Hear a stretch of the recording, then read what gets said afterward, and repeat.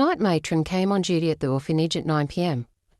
She and the other carers busied themselves checking on the children in their rooms. Most were already asleep.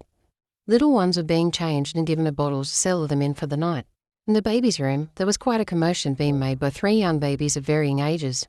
The nurses had been trying to settle them for almost an hour, winding them and cuddling them, but all 3 had refused to settle. To make things worse, they'd received a call about a new arrival that was due from the hospital any time now.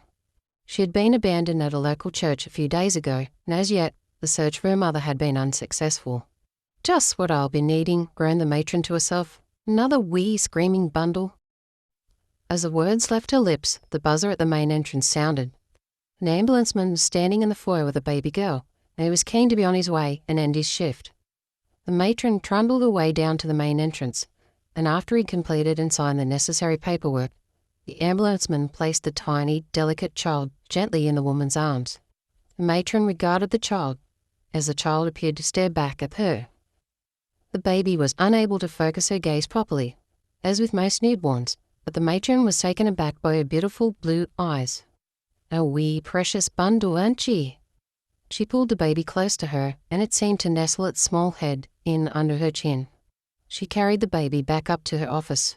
Her other 3 charges, it seemed, had hardly managed a breath and were continuing to howl and scream in unison. The matron warmed a bottle for the tiny girl. The other 3 had been fed and changed only half an hour before, so she hoped that they would all soon settle. The matron sat in a large armchair in the corner of the baby's room. The tiny baby clamped her lips around the bottle's rubber teat, making loud sucking noises as she tamed her hunger.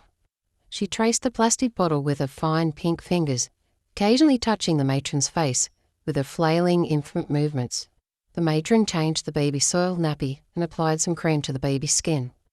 The little girl made small, kicking movements that made her look like a miniature ballerina. "Aye, my wee little dancer," she exclaimed as she redressed the baby. "Someone, somewhere, would have to be missing the likes of you, that's for sure." She noticed, in the midst of her distraction with the new child, the other 3 had gone quiet and were now peacefully sleeping in their cots. "Good thing they've settled, or you wouldn't have much chance of sleeping, would ye?" she told the baby. She picked her up off the change table. She was about to place her in her own cot in the corner of the room nearest the window when she heard the phone in her office start to ring. She wanted to settle the baby down properly. She'd taken quite a liking to her.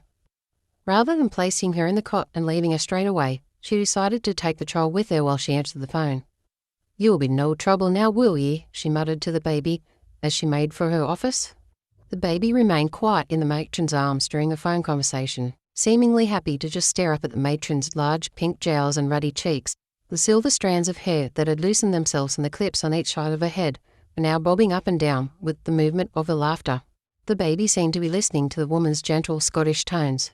As the matron hung up the phone, she noticed 2 of the other nurses had entered the baby's room to tend to the other 3, which were now screaming at the top of their lungs again. "Oh no," she exclaimed as she stiffly arose from her seat, making her way back to the cots with the tiny girl. "I don't know what's wrong with them tonight," said the youngest nurse as the matron appeared through the door, holding an almost sleeping baby. "Is that the new one? Oh, lovely, isn't she? Nice to have a little girl in for a change." The 3 women admired the baby as the matron wrapped her up in a warm pink bunny rug. The others had once again stopped crying and were now lying peacefully in their cots.